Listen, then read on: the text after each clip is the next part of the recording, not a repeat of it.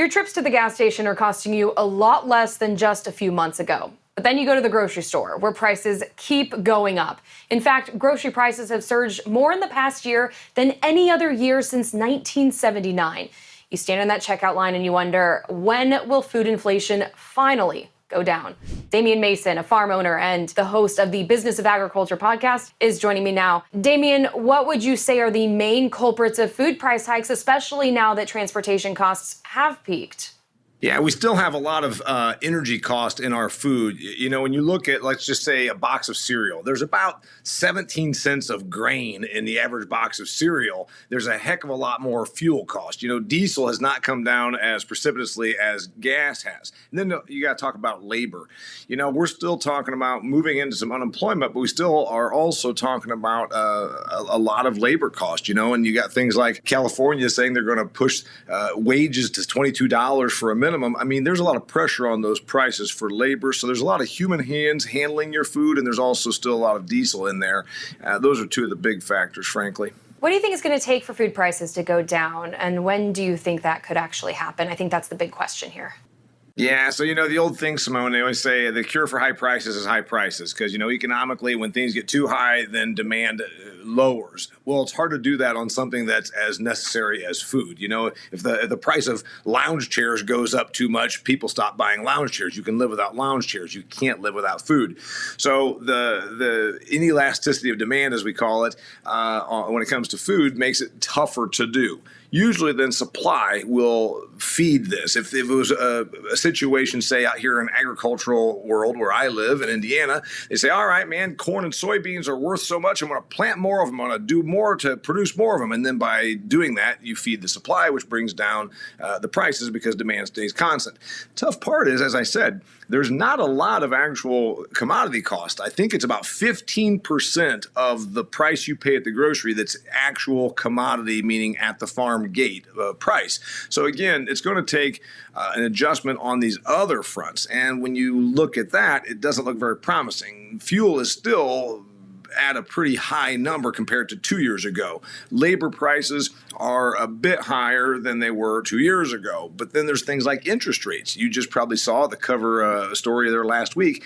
Mortgage interest rates are over 6% now. Well, that's also cost of money for operating loans and for all the money that is, you know, in our economy that's going through a leveraged system. So I think it's going to be a challenge. I don't see it getting good in the next several months. Frankly, we remember, you talked about 1979, the highest food inflation since then, 40 some odd years ago. I lived through those days, and I'm old enough to remember when, you know, you went to the store and you got generic beer. And, you know, it wasn't Miller High Life or Budweiser. The rise of generics came about in 1979, and I remember those days, and it was persistent, frankly, for, you know, multiples years there. So I'm afraid that we're going to be in this for a couple more years. Okay, you touched on this because we can't get away from food inflation. It's a necessary spending category for us. But how have Americans started changing their habits over these food prices? Yeah, one thing that we talk about in agricultural economics is the protein trade down effect. You go from steak to burger, burger to pork chops to sausage, sausage to chicken breast to, you know, lower cuts of chicken down to, you know, what's ever under that. And that brings up eggs. Eggs are the cheapest protein, animal protein source, and eggs are up 40% year over year. Good news is eggs are still pretty affordable in terms of just if you need to feed your family protein. Bad news is you put 38% of a price increase year over this. Nobody's paycheck went up 38%. So we see already happening, and Tyson announced this 2 weeks ago, the protein trade down effect, Simone, where consumers are switching down to lower cuts and lesser categories of meat.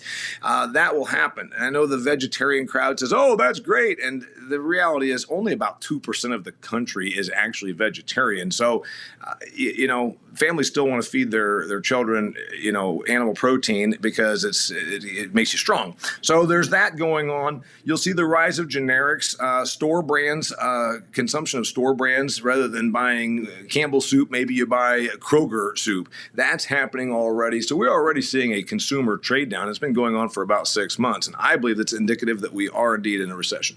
Tyson Foods, who you just brought up, you know, they claim they're asking customers to only pay for the inflation they see in the supply chain.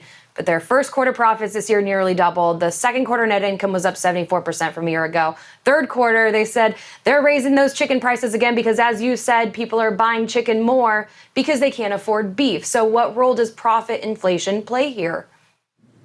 There's no question that profit is part of the mix. When you talk about the cost of, again, everything from a box of cereal to a package of chicken breast, you've got energy costs, you've got insurances, interest rates, labor, but there's no question that the companies that can get away with it are pushing through profits. Grocery stores, Simone, also are in that category. Historically, very low margin industry, grocery, and you're talking like a low single-digit margins over history, and they have bumped that. So you look at Kroger, you look at Walmart, you look at Tyson, there's no question that these companies realize there's an opportunity.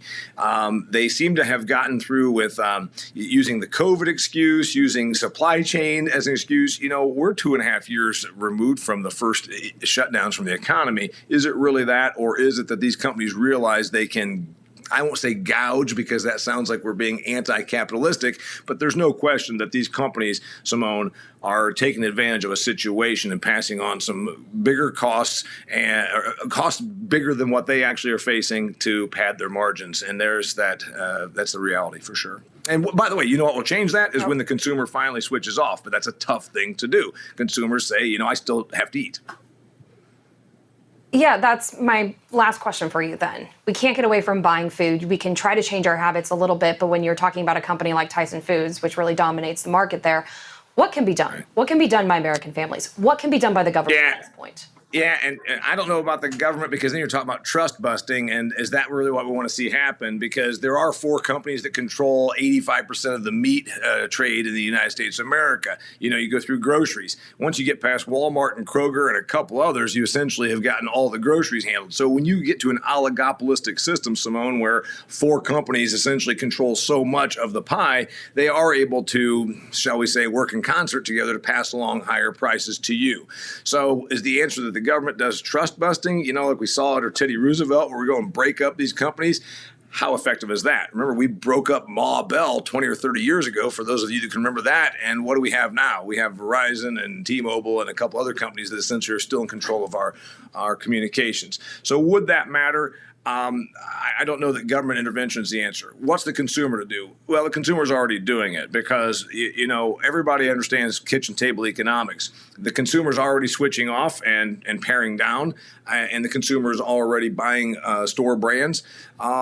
Will we see an adjustment? I believe that we will, because there will start to be some political pressure. And then you get to where it's the will of the people, the political pressure versus the shareholders. And I believe that eventually what ends up happening, we hope, is that there ends up being more supply of everything. And when there's more supply of everything, it brings down prices because demand tends to stay about constant when it comes to food.